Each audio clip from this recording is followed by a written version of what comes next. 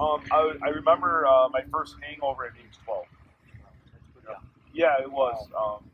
You know, and then you know, as life went on, you just really felt that that's what you needed to do to cope with things in your life. Yeah. I have an alcoholic grandpa, actually two of them. Yeah. So I've kind of been through that on the backside of it, a few experiences firsthand. So what did you go in for? Did you do rehab on yourself? Yes. Actually, I came home intoxicated one night, and my mother, you know, with tears in her eyes, was very sad about the life and what I've chosen, and she simply asked me, you know, what in your life are you mostly afraid of? And I told her, you know, the way I grew up. She goes, well, you're following the exact path that you hated and feared your entire life. So within 4 hours, I was in alcohol, drug, and rehab in Marshfield, Wisconsin. They did a great job. They gave me the tools and the strength to be able to understand what I was going through and why I was going through it. And I think that's the important part, is understanding why you've made certain choices in your life. Because, you know, you're driven into a certain path. You don't know it, especially being young. You think partying and doing all this stuff is what everybody needs. But deep down inside, I was going beyond that. I was going beyond the weekend parties, and it was an everyday thing. And then it became where the fear in life, you know, became anger, and and I fell into the addiction really hard, and I kept messing my life up, and I'm like, this is not what I wanted for myself. And with that, racing is what I found to be the common denominator between what I really needed in my life was good people around me, a way to have an unbelievable adrenaline rush, the camaraderie, the competition. I won a lot of races on a motorcycle, and it's all because of the people I got to know. It's not because of the talent I had or anything. It was, I learned to hang out with the people who understood the sport, who understood motorcycles, who understood racing, and I got to be really close friends. I mean, I have some deep friends from the racing community, and then I work for the Polaris Race Department. So Polaris Race Department, you know, helps me too, because I get to be around racing. There is no drugs, there is no alcohol, there is none of that when you're a professional racer. There isn't. So these guys live an unbelievably awesome life without that in their life, and that's what I want to really communicate to people: is you don't need to fall into those deals. You don't need to. There's so much in life out there that is so much better than waking up with a hangover. And you know, that's a good point. I coach youth basketball, and I have a kid that, I'm not gonna say how old he is, but he fell into it, and he just went to rehab, and he put on his Facebook a couple days ago, I failed. It's not a failure.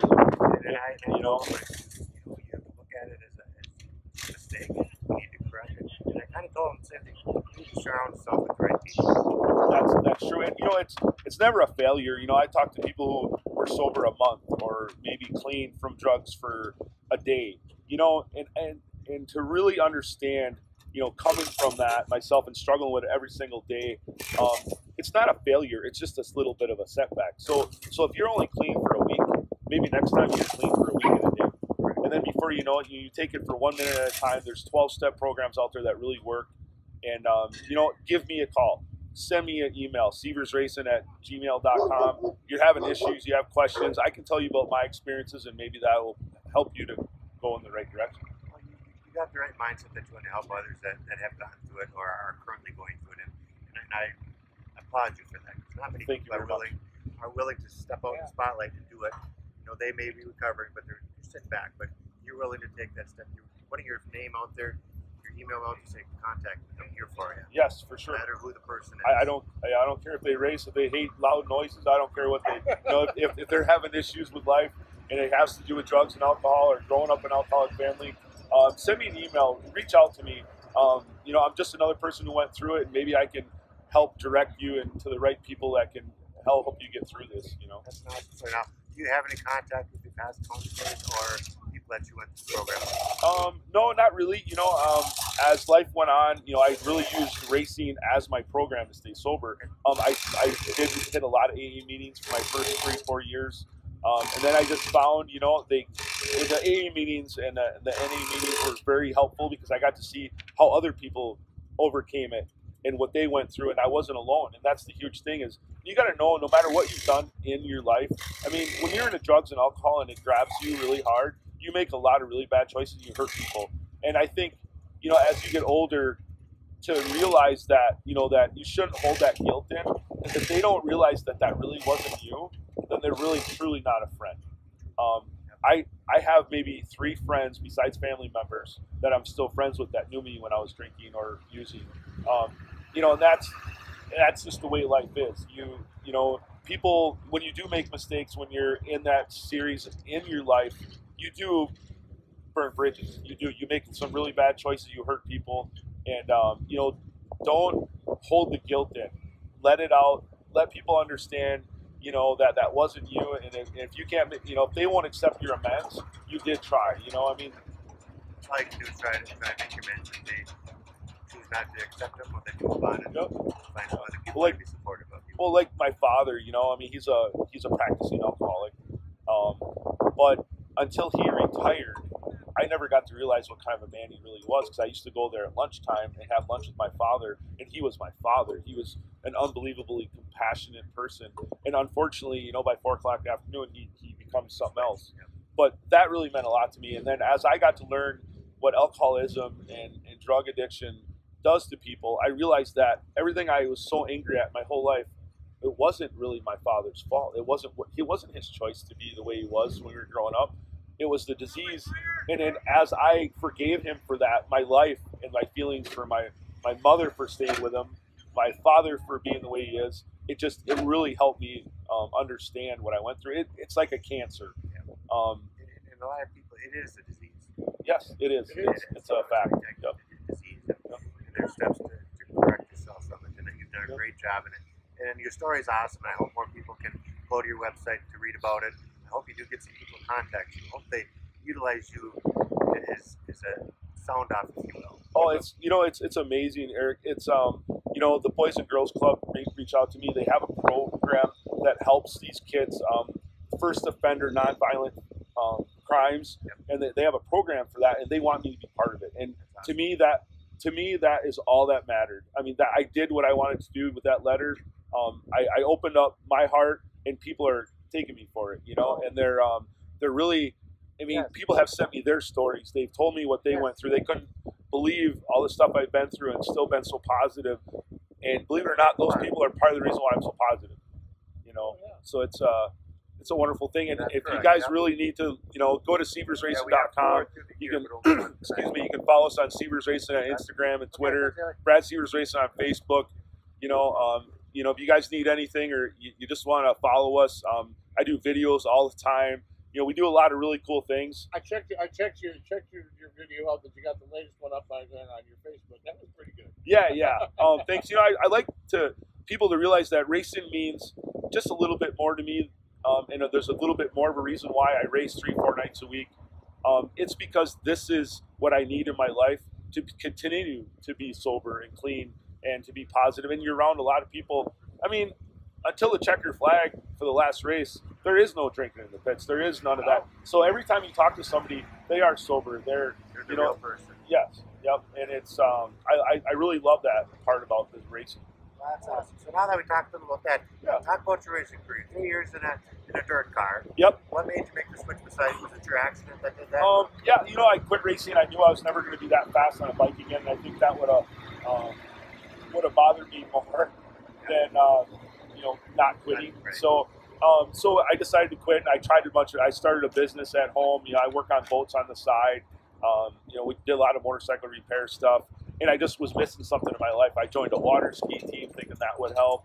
And Jimmy Bartelt Jr. Down in Monster Hall there. Or 07 and 04, I think there. Yep.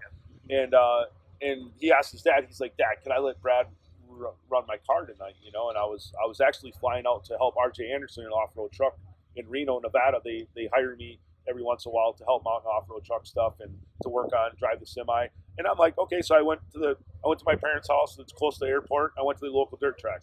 Well, Jimmy Bartelt said, "Yeah, go ahead and take my son's car for a rip." So I ran that, and then Kurt Kamorek, the guy who actually works for me at my shop, he's my right-hand man, he's just unbelievable. He let me race his Pierce stock in a mechanics race, and I did like phenomenal. And I'm like, well, within 2 weeks, I bought Jesse Aho's car. So I was hooked. And I mean, my wife, I was buying a semi and trailer and tools and equipment. My credit card's going crazy. Yeah.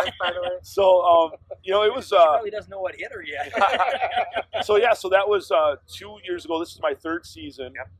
Scott Besley from Husky Plumbing offered me an A-Mod to run because he knew I was a little bit of financial trouble trying to race a lot. And he's like, so we're going to sell the B-Mod, run the A-Mod, and hopefully use that money to buy a new chassis and kind of regroup a little bit. Well, that went kind of haywire a couple weeks ago. I put a rock to the oil pan, now the motor's junk. But we grabbed the B-Mod out, and lo and behold, the thing is so fast and so awesome to drive. And I'm feeling a lot better about myself being in the dirt car. But it's a huge different transition. A motorcycle, you don't need a setup. You get a base setup and you can move your body around to make it work. Well, a car, if it ain't working right, you're stuck with it until the checker flag flies or until you wreck somebody or something, Well, we want that to happen. No. So, well, that's good. And you make a long haul up here every week at the ABC Raceway. It's the members and board of directors appreciate you doing that. And hopefully tonight we connected with some kids or some adults that can help out. For sure. Yeah, no, that's what I'm here for, and that's what I'm all about. So. Okay, I got 4 questions I asked. You've asked the last 2 weeks. Okay. What kind of music is in your radio? Well, of course, 96.7. Really?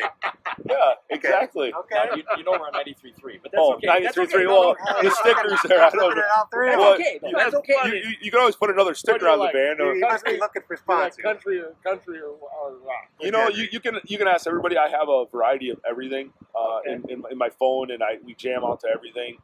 When I'm headed to the races and I want to really be motivated, it's definitely rock. When I'm trucking, because I do drive truck for Polaris Racing, and I'm the race support tech there, I listen to a lot of country, especially through Chicago. I ain't gonna lie, because it keeps me from wanting to run people off the road. So, there's a lot of that in that town. Oh my gosh, yes, and and country music does really hit home with a lot of things, especially things I go through. So. I listen to everything. I love to dance. So the hip hop world, when I'm at a club, I love tearing it up, and that's interesting. Yeah, it's awesome. I mean, I am an 18-year-old with a really big credit card. That's how I mean, that's how I live my life. But you guys are awesome. Being here at the track, and this is a part of my home. Being here at ABC Raceway. I mean, Cheryl, the first time I bought Jesse Aho's car in October, well, lo and behold, guess what my first race was? The Red Clay Classic, okay? And Cheryl was so helpful, and she's awesome, and she remembered my name the next year when I came up. So I do consider this one of my home tracks, so it's awesome, and I do hang out with some of your board members throughout the winter in the Snowcross series, and they're awesome. So, yeah, this is home. This is definitely a home for me. It's one of my home tracks, and I'll try to make it as much as I can up here. Next question, who is your idol? As racing goes, whatever. Maybe. My idol, oh boy, there's a lot of them. I'd have to say my mom. My mom's probably my idol. She went through so much in her childhood and so much, in a relationship with my father, and watching me go through. I mean, she's strong. She's my rock, my best friend. So, yeah, probably my mom. What is your favorite beverage? My favorite beverage is crushed orange soda. Or grape. It depends what kind of mood I'm in, but it's got to be the crushed orange soda. Yeah, I mean, it's. I got a 12-pack in the truck today. So that's obviously at my age, at 45 years old, weight is definitely an issue.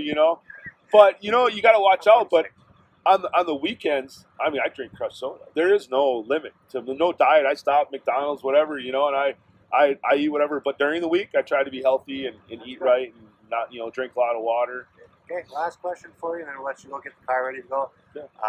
What's one thing that nobody knows about you that you're willing to tell us? You gave us a lot of information today. So okay, yeah. I like one of my things I like to do. Sometimes I do it by myself. Whatever, I go roller skating. It's kind of funny, People are looking like, what's this 45-year-old guy on a roller skating rink with a bunch of kids? Well, first of all, I have like the best skates you could possibly get, a ceramic bearing. So I smoke all these kids. You know, I mean, I just smoke them and I have a good time, and these kids really get to know me. You know, roller skating doesn't include alcohol. You know, and these kids are having fun without it in their life. So I like to support that. So I go there, I have fun, and That's yeah. awesome. And anybody that you need to thank? Definitely my wife, Melissa, who's here. It's their first time up to ABC Raceway. It's probably her 4th time to a race, besides the motorcycle stuff. But yeah, so she's learning how to do tear-offs today. She's learning how to do tire pressures and stuff. So hopefully she decides to come back after all this, you know. But yeah, so I like to thank her and everybody that supports me. You know, I have please go to my website, check out everybody who helps me. There's a whole list of them there. They're all really important, and I think you guys should check them out. And you know, so sign up for my newsletter. I do a lot of cool things, so it'd be awesome. Thank you for your time. It was an interesting story. Again, I hope you touch on people's lives and they use you as a helpful person. Well, you know, I just hope the only thing you need is the strength to realize that you have a problem, and everything gets better from there. And what's the prayer? God grant me the serenity to accept the things I cannot change, and wisdom to change the things I can, and the courage to know the difference. I've heard that a million times. Me too, buddy. Me too. Thank you very much. Thank you very much for having me, guys. I was honored to be here. Thank you. Our pleasure to have you. Brad Seavers, there we go. All right. Thank you very We'll much. take a break, come back with another racing program in just 3 moments. This is Race Nights presented by Fastlane Motorsports and Motor Coating. I like kids in the back, I tried to get